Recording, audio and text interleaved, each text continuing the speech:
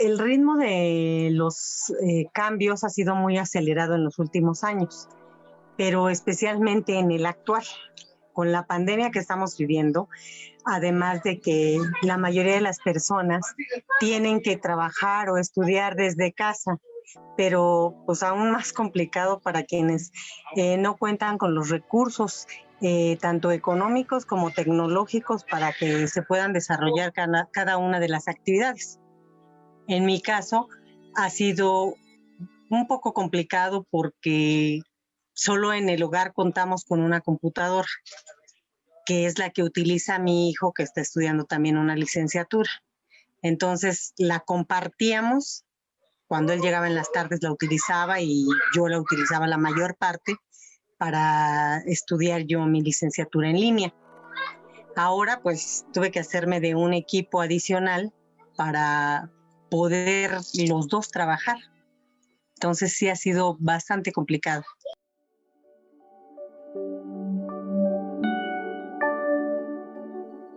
Hola, estamos en la tertulia de educación a distancia de la Universidad Nacional Autónoma de México. En esta ocasión discutiremos el tema de la educación en la pandemia desde el punto de vista de estas poblaciones que mucha gente les ha llamado los nativos digitales y los inmigrantes digitales. Es un tema fascinante y para discutir esto contamos con tres invitados. En primer lugar tenemos a la señorita Evelyn Cetina. Ella es estudiante de Diseño y Comunicación Visual en la licenciatura a distancia de la Facultad de Estudios Superiores Cuautitlán de la Universidad Nacional Autónoma de México. Bienvenida, Evelyn. Muchas gracias, agradezco la oportunidad. Gracias. Contamos también con Alma Jurado.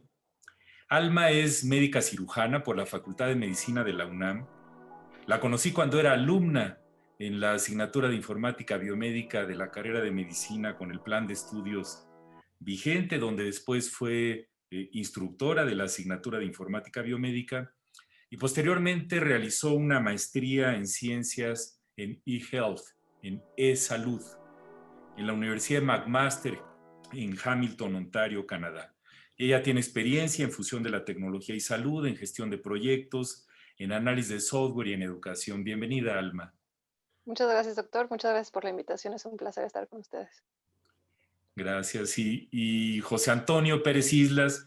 José Antonio tiene licenciatura y maestría en sociología, doctorado en estudios sociales por la Universidad Autónoma Metropolitana. Tiene una especialidad en políticas de juventud por parte de la ONU y ha trabajado como consultor en la UNESCO, en la CEPAL, en la Organización Iberoamericana de Juventud. Ha sido director del Centro de Investigación y Estudios sobre Juventud y actualmente es coordinador del Seminario de Investigación en Juventud en la UNAM y profesor del posgrado de la Escuela Nacional de Trabajo Social y miembro del Seminario de Educación Superior de la Universidad Nacional Autónoma de México. Bienvenido, José Antonio. Gracias, Melchor, por la invitación. Es un gusto estar aquí. Muchas gracias. Bueno, pues aquí tengo enfrente de mí una frase que encontré hace unos días. Dice: no veo futuro para nuestra gente si vamos a depender de la frívola juventud de hoy. ¿De cuándo creen que es esta frase? Aplicaría prácticamente para cualquiera de nosotros, pero esto lo dijo Hesíodo en el siglo VIII antes de Cristo. Esta afán de estratificar a los seres humanos de cualquier manera poniéndonos etiquetas, en este caso de generaciones, es bastante interesante porque en la actualidad, en la época de la pandemia, que todos hemos tenido que utilizar la educación a distancia como nuestra primera manera de aprender y de enseñar, y tenemos que decirlo también para vivir, muchas de nuestras cosas las estamos haciendo en línea, es particularmente relevante pensar estas cuestiones que decimos cuando recibimos a los jóvenes, es que ya tienen el chip integrado. Son una generación diferente. Pues yo les preguntaría a ustedes, empezando por Evelyn, ¿de dónde crees que han salido estos términos? ¿Cuál es su relevancia? Esto de nativo, inmigrante digital. ¿Cómo sientes que ha sido esto? ¿Cuál es tu pensar? Yo creo que este término viene, digamos, en auge, quizás ahora en este momento que nos está tocando la pandemia, porque, o al menos desde mi generación, que nos toca más la revolución en cuestión a la tecnología, ¿no? Pero no creo que sea algo nuevo, simplemente, pues quizás no se le había puesto la atención, por así decirlo, o no se había estratificado ese grupo. Pero si nos vamos, como usted menciona la frase, digo, o sea, la juventud siempre va a ir un paso adelante, ¿no? Nuevas tecnologías, pues siempre las ha habido, solo que no quizás al grado que está ahora. Pero yo no creo que sea un término quizás denigrante o como lo menciona, frívolos. Simplemente pues nos toca vivir una sociedad diferente y yo creo que eso es lo que define a cada generación. No es buena ni mala ninguna con otra, simplemente pues nos tocó épocas distintas. Eh, Eso es lo que las identifica a cada una. Por mi parte creo que eso es. Muy bien, Evelyn, muchas gracias por tus comentarios. Alma, ¿cómo ves este panorama de los términos? Porque se ha convertido ya, lo ve uno en todos lados, en los anuncios, conferencias, pláticas TED, en todos lados. ¿Qué opinas de eso? Creo que me gustaría empezar con lo que usted comentó sobre las generaciones y me parece que es lógico que se hagan esas agrupaciones porque sí determinan varias cosas de la identidad de distintos grupos, aquellos momentos históricos o hitos que presencia un determinado grupo de personas en un momento. Evidentemente, la pandemia es uno de ellos que pues a todos nosotros nos tocó vivir y definitivamente va a cambiar la forma en la que percibimos el mundo y nos desarrollamos, al menos en los próximos años, simplemente este evento. Entonces, creo que esa necesidad de agrupar por generaciones es lógica y sí hay un contexto como histórico, social y cultural que hace que ciertas personas nos comportemos distinto o percibamos el mundo distinto que otras. Ahora, con respecto a la tecnología, estoy de acuerdo con Evelyn. La tecnología es, o sea, aplicar conocimiento para volver más eficiente algo o ayudarnos a resolver mejor un problema y esto ha sucedido desde la rueda, ¿no? La diferencia es que ahora la capacidad que tenemos con la tecnología es muchísimas veces mayor que la que teníamos quizá con una rueda, con un, no sé, con el fuego o con poder cocinar los alimentos.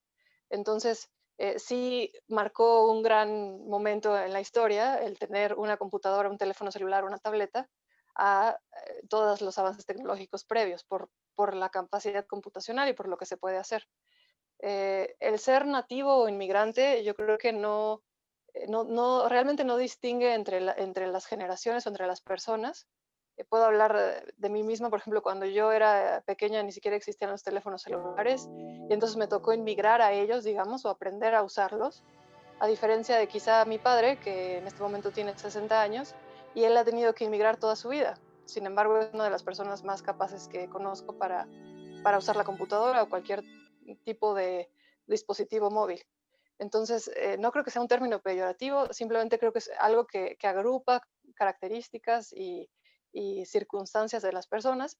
Y en caso de lo digital en sí, todos creo hemos sido tanto nativos hasta cierto punto como inmigrantes para otros dispositivos. Muy bien, Alma. Pues José Antonio, ¿cuál es tu opinión? ¿Qué opinas de esta primera pregunta?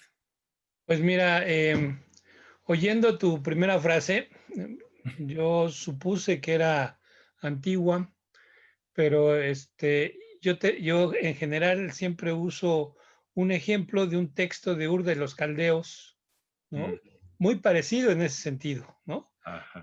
Que habla de que los jóvenes son lo peor, de que esta generación nos va a llevar al caos, etcétera, etcétera. Entonces, siempre ha habido esa perspectiva desde el mundo adulto en torno a los jóvenes de que son lo máximo, lo maravilloso, la promesa del futuro, etcétera, etcétera, o son lo peor, son el grupo peligroso, de riesgo, indomable, etcétera, etcétera, ¿no? Y bueno, finalmente el ser humano siempre necesita de etiquetas para ir acomodando su mundo. Entonces, en ese sentido, muchos de estos estereotipos se van replicando de tiempo en tiempo. Y van cambiando también, ¿no? En función de muchas cosas. Nosotros hacíamos, por ejemplo, muy rápido, un estudio de la prensa previo al movimiento de 1968, y era este sentido, cuando hablaban de los jóvenes, de la esperanza del país, de la promesa, de el cambio transformador, etcétera, etcétera. Después del movimiento 68, la prensa cambia totalmente, ¿no? Y son los apátridas, los que no entendieron el cambio, etcétera, etcétera. Entonces, pues están mucho en función de este tipo de condiciones, pero sí yo diría que muchos de estos conceptos tienen mucho de estereotipo, ¿no? En general, los calificativos de los millennials, los centennials y todo, la generación Z, encubre un montón de situaciones precisamente en un grupo poblacional que es altamente heterogéneo, que son las y los jóvenes, ¿no? Y en ese sentido, es imposible abarcar bajo un solo concepto esta cantidad de experiencias, de formas de vida, etcétera, que tienen las nuevas generaciones. Gracias, José Antonio. Pues es que cada generación, cada cohorte de seres humanos que nace y que se va desarrollando, tiene una serie de experiencias compartidas que, de alguna manera, como decías ahorita, el 68, ¿no? En el caso de Estados Unidos, el 11 de septiembre, por ejemplo, ¿no? Por ejemplo. Eventos que marcan épocas, hitos, como ya comentó también Alma. Pues yo lo que diría es, esto tiene bastantes implicaciones educativas, sociales, laborales que abordaremos en los siguientes segmentos. A continuación escucharemos una cápsula de un ciberciudadano sobre estos temas.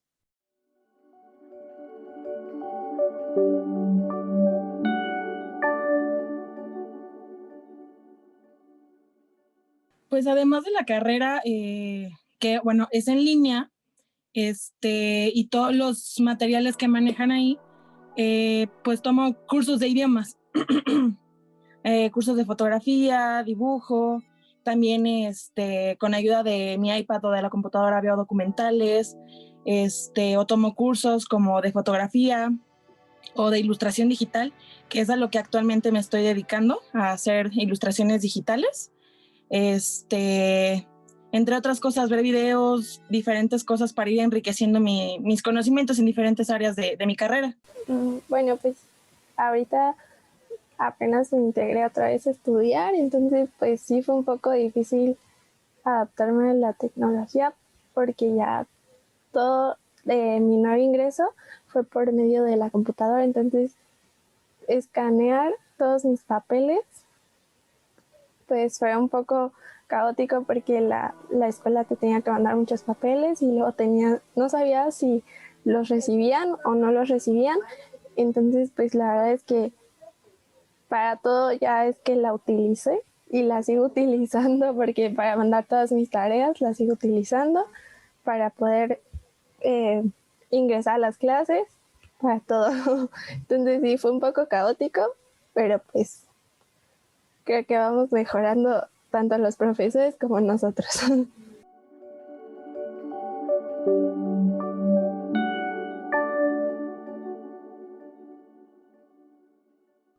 Estamos de regreso en la tertulia sobre educación a distancia de la Universidad Nacional Autónoma de México. En esta ocasión estamos dialogando sobre los retos que implican estas etiquetas que se les han asignado a los jóvenes de estudiantes del milenio, de la generación del milenio, inclusive ya se habla de una generación alfa y ahorita ya de los pandemials. Es una de etiquetas que nunca se acaba, ¿no? Y lo interesante de esto es que hay mucha investigación del tema. Uno pensaría que todos estos expertos que hablan del tema lo dicen fundamentándose en evidencia académica publicada sólida, pero muchas cosas las dicen porque es su impresión de que tuvieron un niño que desde chiquito sabía moverle a la tableta con los dedos. Entonces, yo creo que hay varios aspectos que podemos discutir sobre esto. En este bloque quisiera que comentáramos pues, qué implicaciones y consecuencias tiene pensar en estas habilidades diferenciadas por generaciones, tanto tecnológicas como de otros tipos, como el manejo del pensamiento crítico, la habilidad de discutir, la búsqueda de información, tanto para los profesores como para los estudiantes. Quisiera escuchar primero a Evelyn, ¿qué comentarios te merece la pregunta? Pues yo creo que no creo que cada generación como tal tenga que venir predispuesta o con ciertas habilidades. Yo creo que todos tenemos la facultad de aprender nuevas. Entonces este hecho como por ejemplo los niños, digamos los menores de ahora, porque incluso yo tendría que ser una inmigrante porque yo veo niños de por ejemplo 9 años ya usan la tableta quizás mejor que yo. Y yo, bueno, cuando fui niña, quizás usaba el teléfono mejor que mis padres, ¿no? Pero yo creo que cada quien es básicamente innato la curiosidad de, pues, querer buscar, explorar tu ambiente. Y esto implica más que nada en qué ambiente estás. Claro que si el niño lo primero que tiene a la mano es una tableta, pues la vas a ver desarrollar, ¿no? Si yo tenía un teléfono, quizás con menos tecnología, pero pues igual lo aprendí a usar. Mi papá, mi mamá, quizás las primeras computadoras, etcétera. Pero yo creo que cada generación tiene la posibilidad de aprender las nuevas tecnologías y no creo que tenga que, digamos, separarse o pensar como que cada quien tiene habilidades distintas. Más bien es simplemente tener la curiosidad de explorar y pues estar abierto a ello, ¿no? Muy bien, Evelyn. ¿Y sentiste alguna diferencia con tus profesores en el uso de la tecnología? ¿Tú que estabas haciendo la carrera a distancia cuando ingresaste? Es básicamente ser autodidacta, porque es muy diferente, claro, que a ir a la presencial, ¿no? Yo toda mi vida estuve en presencial, pero esta vez que entré, nos dan un curso al inicio para aprender a usar nuestra plataforma y todo eso. Yo creo que ahí cualquier persona, así tenga 60 años, así tenga, por ejemplo, en mi caso 18, la podemos entender, es para eso, para pues familiarizarnos, pero en cuanto a los profesores, ellos están ahí, digámoslo, pero se supone que los que tenemos que poner de nuestra parte, pues somos nosotros. Los que exploramos la plataforma somos nosotros. Entonces solo son como un apoyo, pero es muy distinto a un profesor, digamos, que lo tengas en presencial y ahí siempre a tu lado, ¿no? Gracias, Evelyn. Pues, José Antonio, ¿qué implicaciones se te ocurren para profesores y estudiantes?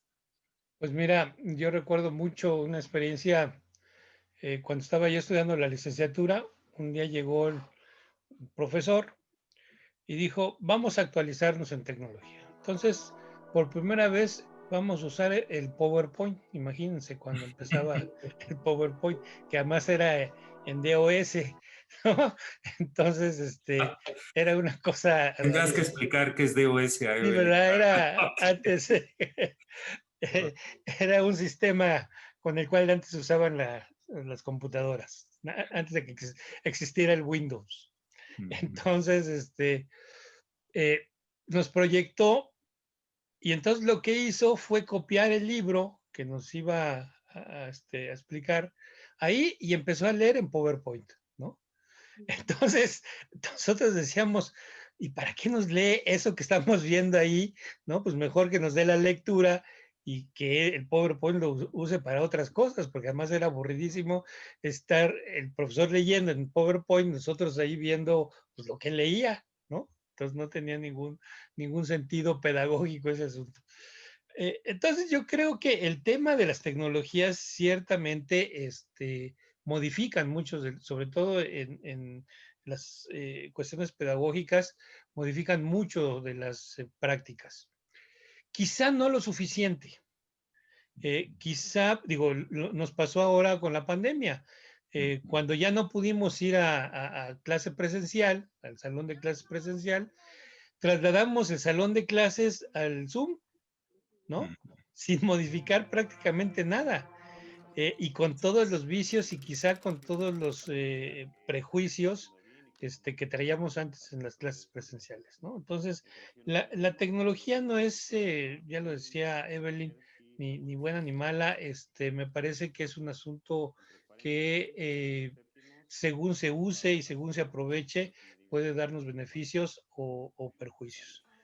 Y en ese sentido me parece que ciertamente las posibilidades que hay ahora son mayores, siempre y cuando pensemos los temas que además en la pandemia se han hecho más visibles, los temas de desigualdad que tenemos, ¿no? Lo que, o sea, no trajo la desigualdad de la pandemia, sino la mostró más drásticamente que lo que veíamos de manera normal. Y en ese sentido, muchos estudiantes se quedaron ya fuera de la escuela. ¿Por qué? Porque no tenían acceso a este tipo de tecnologías, porque no había internet en las zonas, porque era muy difícil que ellos pudieran accesar a a una red con la suficiente banda ancha para estar permanentemente, etcétera, etcétera. Entonces, pues obviamente esto va en contra de la posibilidad de que todos, de alguna manera, usen la tecnología. Entonces, no es tanto las habilidades, que ciertamente hay que dedicarle un ratito a estas cosas, también son las posibilidades y las oportunidades que se tiene de acceso a ellas. Muy bien, José Antonio, gracias. Alma, ¿qué comentarios tienes? Me gustaría tocar dos puntos. El primero es, otra vez, regresando a lo de nativos e inmigrantes, creo que el problema, o sea, el ser inmigrante es un beneficio porque conoce uno cómo era la situación antes y se valora un poco más la herramienta y se abre la mente a lo que se puede hacer. Entonces, si antes para buscar un tema, por ejemplo, era primero buscarlo en libros, después en la enciclopedia en carta y ahora se puede buscar en cualquier lugar simplemente metiéndose a un motor de búsqueda. Eso solo abre la mente, o sea, conocer cómo era antes, que sería el caso si generalizáramos, ¿no? De los profesores y de los estudiantes como yo, no es un problema, creo, ni es una limitación, ¿no? O sea, el ser inmigrante no es una limitación.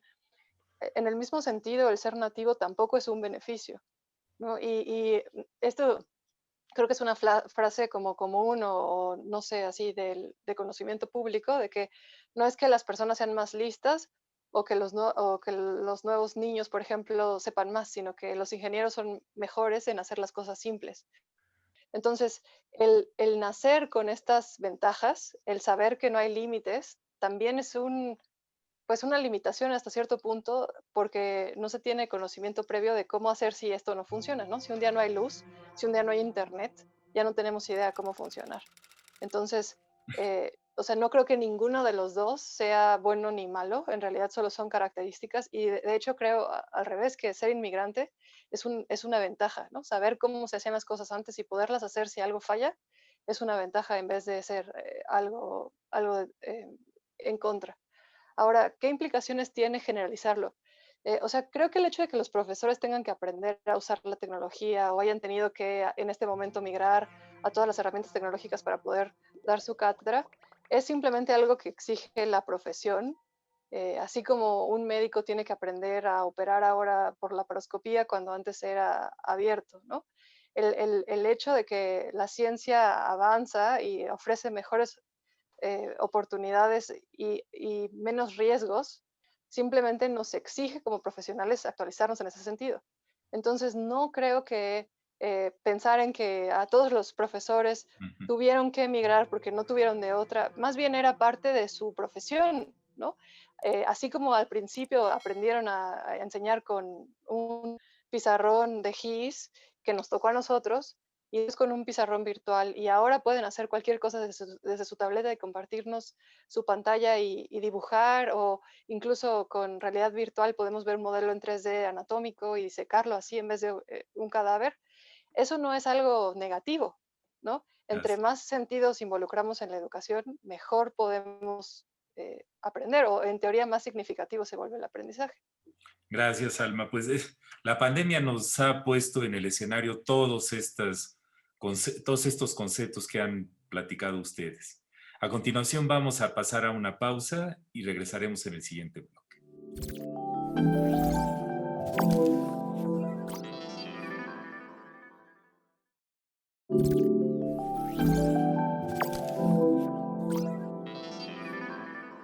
Aquí estamos en la tertulia sobre educación a distancia de la Universidad Nacional Autónoma de México.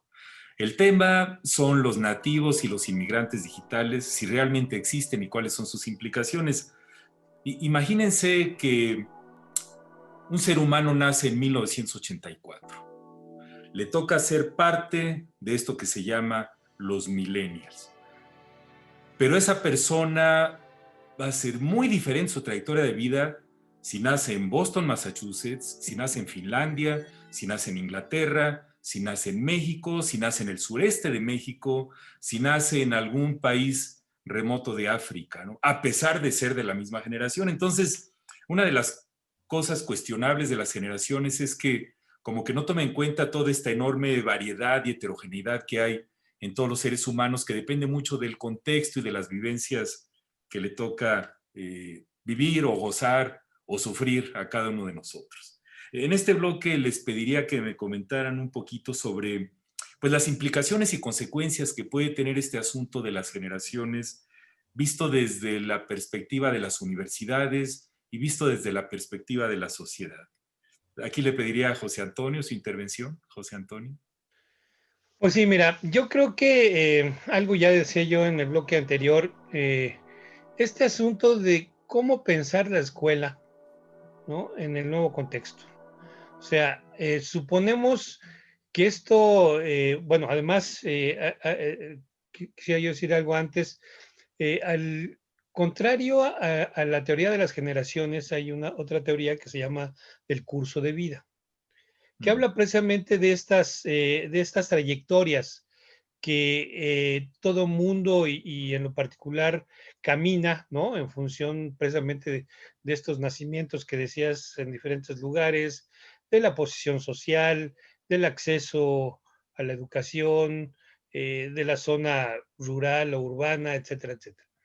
Pero que además está marcada por sucesos históricos. Por ejemplo, el curso de vida habla de los puntos de inflexión, donde una vida se rompe o se modifica, una trayectoria que venía, digamos, siendo lineal y que de repente sufre algún suceso, ¿no? Que generalmente puede ser, por ejemplo, la muerte de los padres, un accidente, o sea, algún momento que rompa ese curso de vida o que lo modifique. Bueno, pues estamos ante un punto de inflexión total. O sea, ni siquiera la Segunda Guerra Mundial nos tocó a tantos como el asunto del COVID, ¿no? Es un asunto que sucedió aquí en México, en Finlandia, en Boston, ¿no? En el sureste, a todos en la África, obviamente en Asia. O sea, es un punto de inflexión total para todas las generaciones. Y entonces esto implica que algo se tuvo que haber movido en nuestras vidas, no solamente en lo individual, sino en lo social. Entonces, empezando con los temas, por ejemplo, de salud. Cuando tú eres médico, y aquí la colega también, yo creo que la perspectiva de salud debe ser otra a partir de este asunto de la pandemia, ¿no?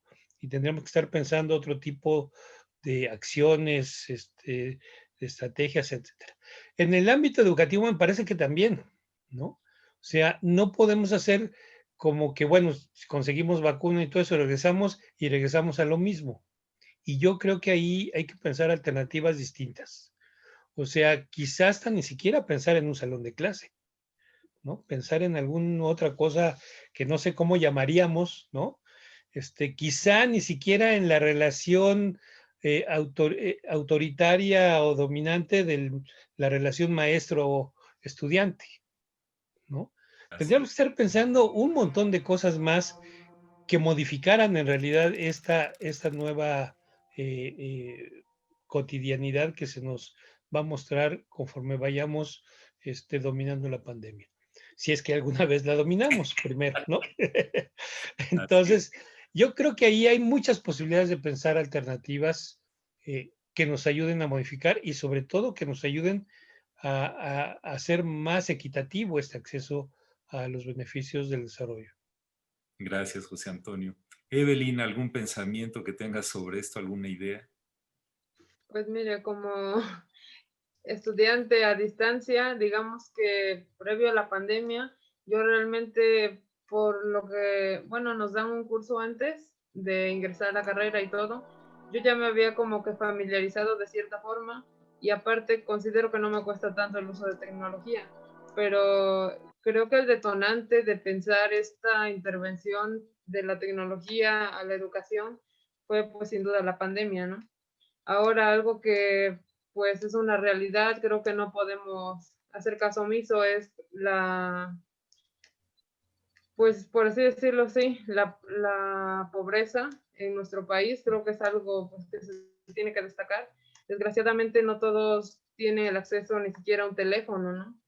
Y bueno, yo desde mi perspectiva, cuando entré a la carrera, pues yo sabía que tenía que invertir en computadora, en teléfonos, sé que tengo que dominarlo, pero creo que ahora las escuelas en general, la educación, sí tiene un gran reto para poder adaptarse y de nivel pues homogéneo, porque los estudiantes presenciales vienen de cualquier parte, hay pues chicos de zonas muy marginadas.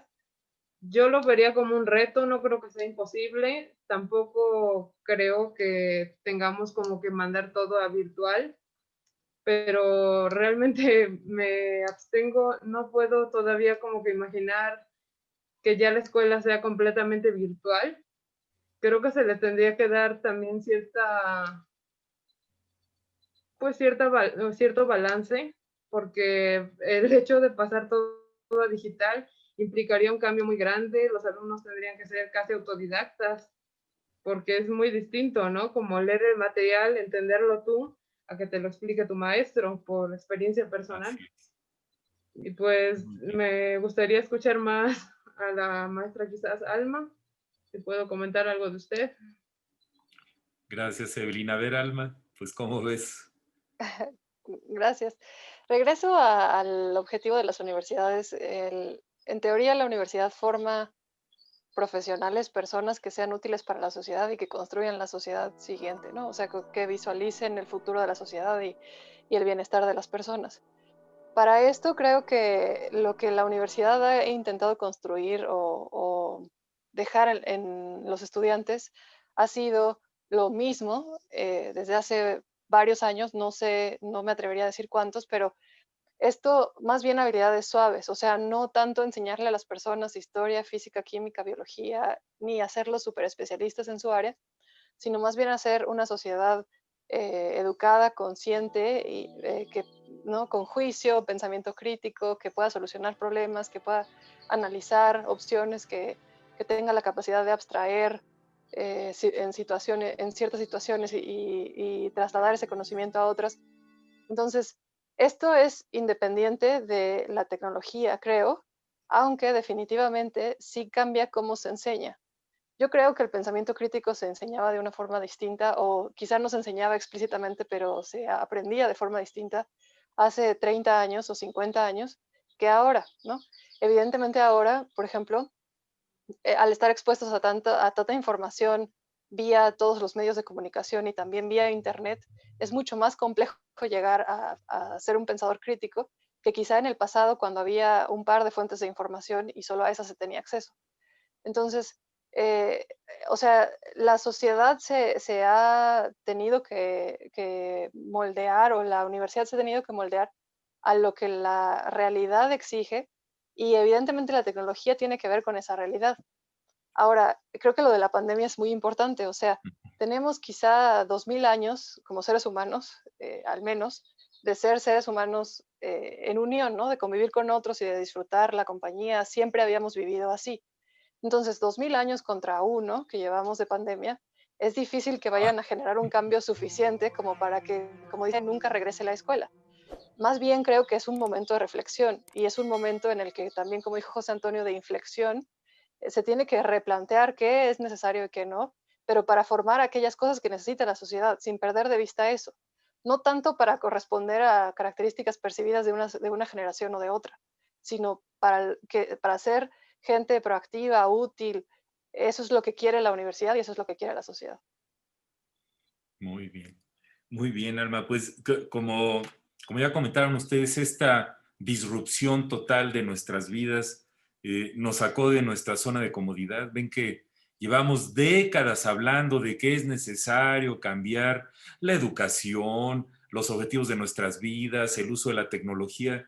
Yo soy pediatra y antes que nos decíamos en nuestras recomendaciones, un niño no debe de tener más de 2 horas de pantalla al día, etcétera, etcétera. Ahorita ya no quiero ni hacer la cuenta de las horas de pantalla que tenemos todos los seres humanos, ¿no? Y solamente para sobrevivir, interactuar y hacer esta modalidad educativa que estamos viviendo. Entonces es todo un reto y las implicaciones para las universidades de formar a sus profesores, del aprovechamiento de las instalaciones que ya existen y de la construcción y mobiliario de las nuevas instalaciones, la instalación de tecnología con conectividad en todos los lugares ahora pasa a tener un lugar muy preponderante. Pues gracias por sus comentarios. Vamos ahora a escuchar otra cápsula de un colega, de un ciudadano.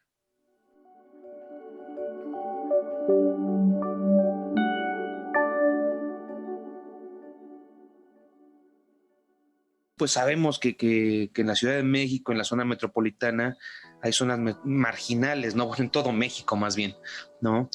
Las zonas marginales, la pobreza conlleva ignorancia, no es tan fácil que una persona, no sé, de una zona pobre, de una zona marginal, tenga su computadora, su señal de internet, ¿no? Y eso si le agregamos a las diferentes generaciones, o sea, mis abuelos, olvídate de que puedan utilizar un celular o una computadora. Pues mis papás como que medio le entran, ¿no? Por necesidad, por la onda de estar comunicados, por el WhatsApp, que ahora es como vital para todos. Y bueno, sigue la generación mía, de mis hermanos, y yo ya no me cuezo el primer hervor, entonces ya empieza esta onda de la foto en boomerang. A mí se me hace así como o sea, estar alimentando las redes y en contacto con las redes como lo hacen los chavos de ahora, a mí se me hace sumamente difícil, ¿no?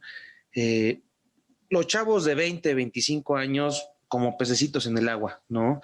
Les dices, grábame un video y saben qué app bajar y cómo manejarla, cómo conectar su equipo. Entonces sí hay una diferencia generacional de cómo abordan los temas tecnológicos, ¿no? Desde mi perspectiva, desde Freddy, el estar enfrente de una computadora se me hace poco sensible, ¿no? Prefiero escribir mi canción como compositor en una hoja de papel. Se me hace mucho más real acá a estar tecleando en el teléfono o que se te traba la computadora. Ese tipo de cosas a mí como que no entran, pero los chavos que están adaptados y vivieron con esas modas, pues están en su ámbito. Ahora, la onda que tenemos que hacer nosotros los maestros, pues es adaptarnos, porque el que no se adapta para sobrevivir, pues muere, ¿no? Entonces, eso es una especie de adaptación, ¿no? Son nuevas oportunidades. Creo que la pandemia nos llevó a reflexionar muchas cosas. En mi caso, pues sí, entrar a la computadora y agarrar un programa de Sibelius para escritura, pues sí me ha dejado ventajas, ¿no? El estar encerrado también me permite estar en contacto más con mi artista. Entonces es diferente llegar estresado de la calle, del centro, y sentarte a componer una canción a estar en tu casa, prepararte un cafecito, tener toda la calma para ver cómo vas a abordar la composición. Entonces esas son pequeñas ventajas y desventajas que tiene esta onda de la pandemia, ¿no? Pero de que nos va a cambiar, eso es seguro.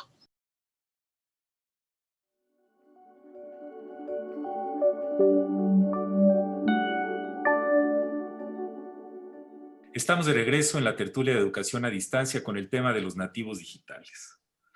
Las palabras tienen implicaciones. Hace unos años, cuando tuve la fortuna de entrenarme en el extranjero, en medicina, en la ciudad de Boston, se me quedó muy grabado cuando una persona me dijo un día, no pareces mexicano.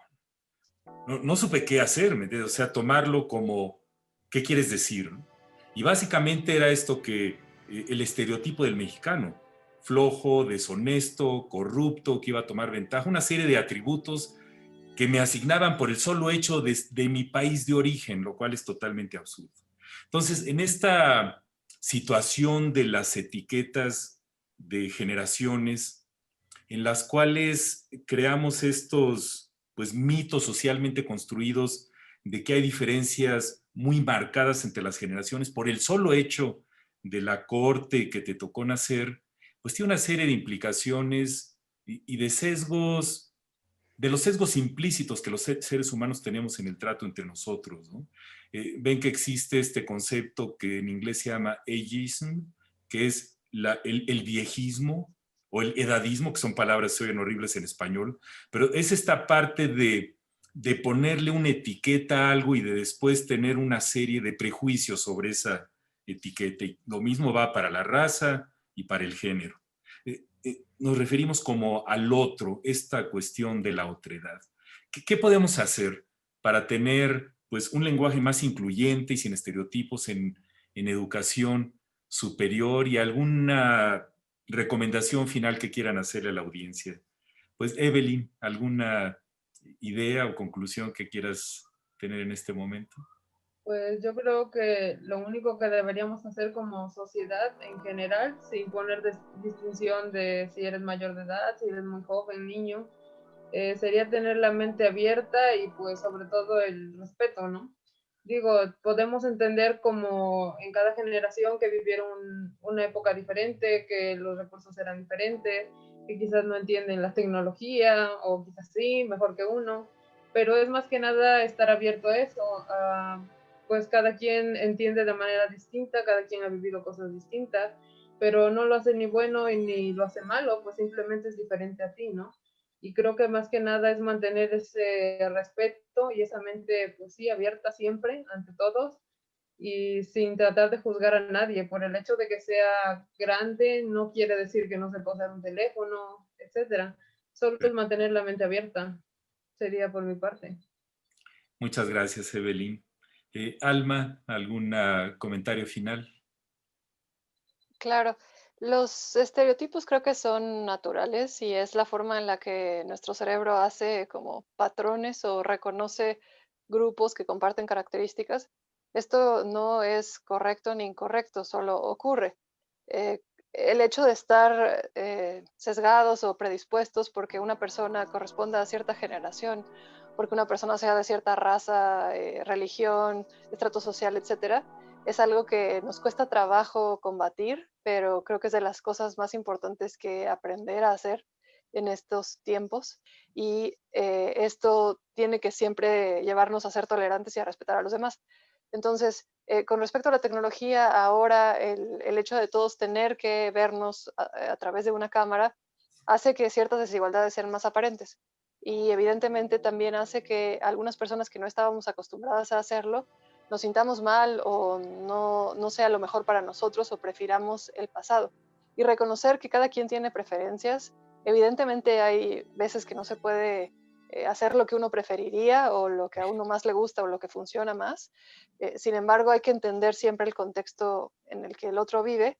Y siendo docente, siempre es muy importante ser sensible ante los estudiantes y nunca ponerse en una posición autoritaria o de superioridad, porque en realidad estamos hablando con otros seres humanos y probablemente nosotros tengamos un poco más que compartir en cierto tema, lo cual no significa que las personas sean inferiores o sepan menos de lo demás que nosotros, incluso del mismo tema, ¿no? Nunca sabemos quién está sentado en la audiencia y en efecto ahora la tecnología, pues simplemente todos somos parte de la misma llamada y no hay ninguna distinción. Entonces, creo que mi conclusión sería no estigmatizar ni estereotipar, a pesar de que sea algo natural, quizá combatir un poco eso y saber que simplemente somos seres humanos, todos tenemos ciertas cosas que se nos dan mejor, algunas otras que nos cuestan trabajo, entre ellas la tecnología, Y esto no es una ventaja o desventaja per se, todos nos tenemos que adaptar para ser la mejor versión de nosotros y así aprender a vivir en este mundo tecnológico que ahora pues es más evidente lo que importa saber usarla. Muy bien, Alma, muchísimas gracias. José Antonio, comentario final. Pues mira, recordaba yo lo que decía una antropóloga de principios del siglo pasado, Margaret Mead. Decía que había 3 tipos de sociedades. La sociedad donde el cambio es muy lento, ¿no? Y donde los jóvenes, las nuevas generaciones, se aprenden de las viejas generaciones, ¿no? Son sociedades tradicionales, son sociedades más rígidas, y entonces el conocimiento lo tienen, digamos, los viejos, y los jóvenes tienen que aprender de eso. Hay un segundo tipo de sociedades donde el cambio es un poco más acelerado. Y entonces hay posibilidades que tanto los jóvenes aprendan de los viejos como los viejos de los jóvenes, ¿no? Y entonces se avanza, digamos, un poco más rápidamente. Pero Margaret Mead dice que hay un tercer tipo de sociedades donde el cambio es tan rápido que nadie tiene posibilidades de aprender del otro, sino que todo mundo tiene que resolverse, ahora sí que rascarse con sus uñas para poder aprender las cosas nuevas. Y yo creo que estamos en eso, ¿no? El cambio ha sido tan drástico, ha sido tan rápido que obviamente pues tenemos que irnos acomodando, adaptando, aprendiendo, desechando cosas también conforme se nos van presentando las situaciones. Y en esto quizás sí nos nos lleven cierta ventaja las generaciones jóvenes, porque tienen una mayor adaptabilidad, cosa que nosotros los no tan jóvenes nos cuesta más trabajo modificar. Y en ese sentido, yo creo que yo siempre confiaré en las nuevas generaciones, a pesar de que haya algunas cosas que no me gusten. Creo que al final ellos tendrán que resolver el mundo que viene. Y el mundo que viene es ahora, ¿no? El futuro se construye desde el presente. Y en ese sentido, creo que los estereotipos de estas generaciones Z, Millennial, no ayudan mucho con ese tipo de prejuicios que están marcados de generalidades y que quizá nunca vamos a encontrar un Millennial tal cual, ¿no? Porque tendría que cumplir un montón de condiciones para decir que es un millennial. Entonces, en ese sentido, yo creo que igual que los nativos o los inmigrantes digitales, yo diría que finalmente todos somos digitales porque tenemos dedos y en ese sentido, tenemos la posibilidad de cambiar nuestras realidades y ayudar a cambiar la de los otros, como tú dices, sobre todo, porque un solitario no es solidario, y creo que tenemos que aprovechar parte de esta comunidad que tenemos que ir construyendo entre todos. Muchas gracias, José Antonio. Caray, es que la brecha digital que ya existía, que ahora se está agrandando por la misma naturaleza del problema, nos mete en un contexto en el cual tenemos que colaborar, ¿no? Este asunto de desarrollar lo que algunos llaman la literacidad digital, es decir, no basta con el tener acceso al Internet de banda ancha y a dispositivos poderosos y sofisticados, sino también el poderlos utilizar para enfrentar la realidad, resolver problemas, crecer juntos y enfrentar la situación que estamos teniendo de una manera más unida, ¿no? Yo creo que parte del mensaje es que ojalá podamos dejar de usar términos que estereotipan y que generan separaciones artificiales dentro de la población y tratar de sustentar más nuestro lenguaje en lo que está publicado en la academia para tratar de crecer y que las universidades aporten parte del lenguaje para poder ir madurando como sociedad, ¿no? Yo creo que una palabra clave que dijeron varios de ustedes, Evelyn, sobre todo, es la parte del respeto, ¿no? Algunos autores hablan de que debemos de desarrollar esta humildad cultural, esta competencia de interculturalidad que también no es nada sencillo de lograr. Pues los invito a que enfrentemos el reto juntos, a que ahora sí que participemos con los jóvenes, porque los jóvenes van a vivir más que nosotros. También es un hecho de la vida que tenemos que reconocer y construir el futuro, como dijiste, a partir del presente. Pues muchísimas gracias por todos sus comentarios y así terminamos esta tertulia. Gracias por su atención.